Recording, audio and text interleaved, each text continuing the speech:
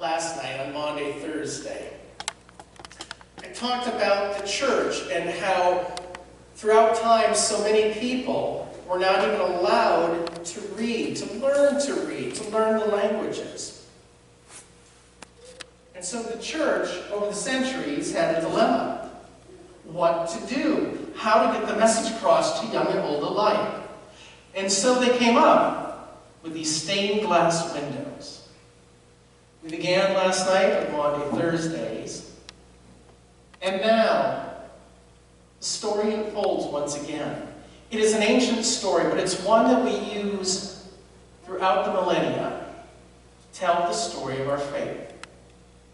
The reason why Luther was so insistent on saying that we preach Christ crucified.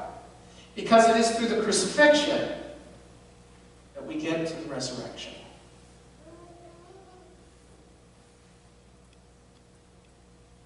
Ecce homo, the Latin. Behold the man.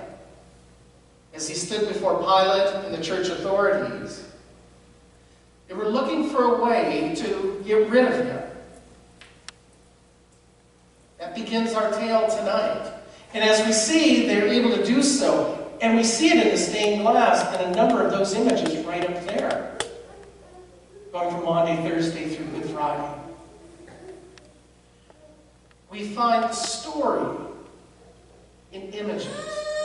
Because images will be seared into our brains. The images we will take with us year after year.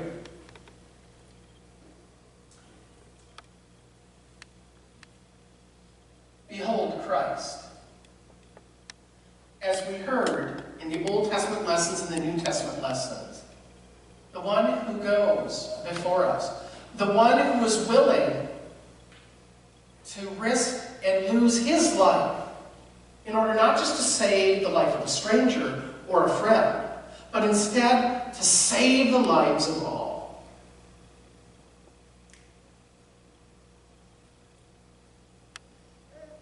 We continue with our story of the crucifixion. We see the images that bring us back to almost 2,000 years ago.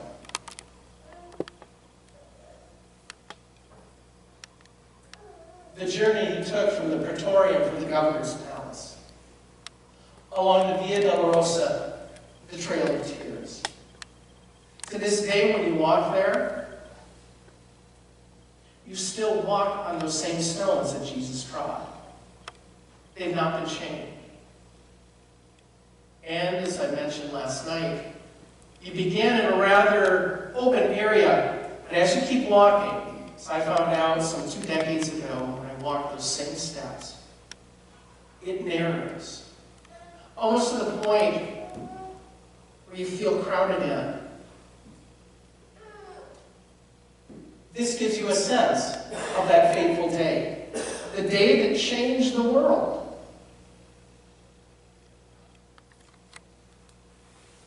The straight and narrow path. When Jesus says, pick up my cross and follow me,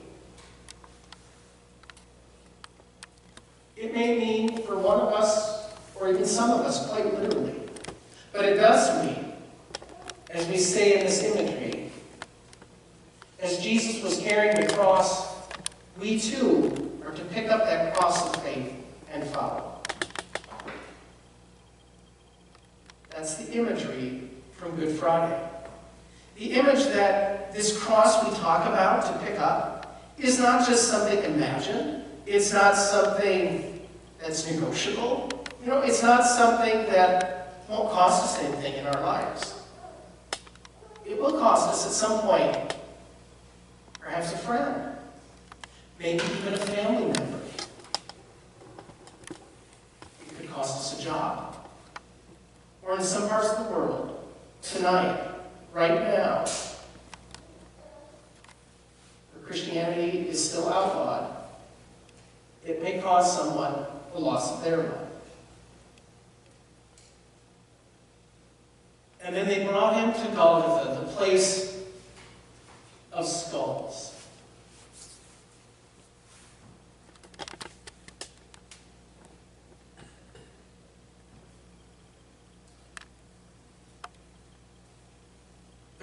crucifixion, the 3 crosses. It's a graphic scene. Some people say, well, it's not fit for children. But I think in stained glass, it is. Because without the graphic details, it still brings home the message that somebody loved us so much, he was willing to give his life. And that someone was the Messiah, sent by God, because God loves us so much. God will risk life in order to save life.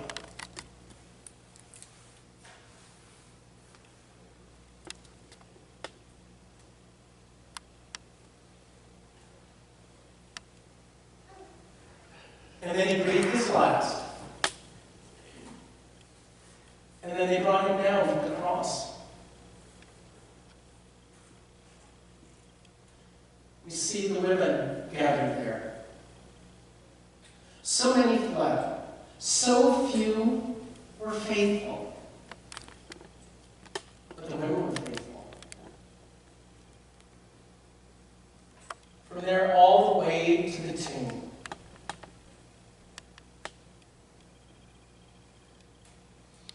Where are we on Good Friday?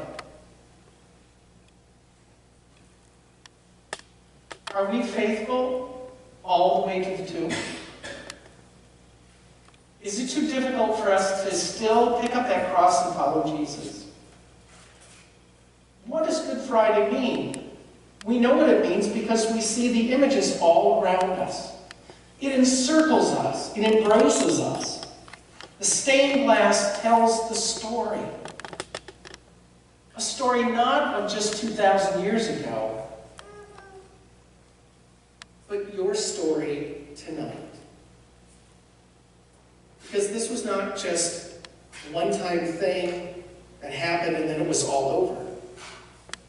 This story ends, not tonight, but this story ends on Easter morning.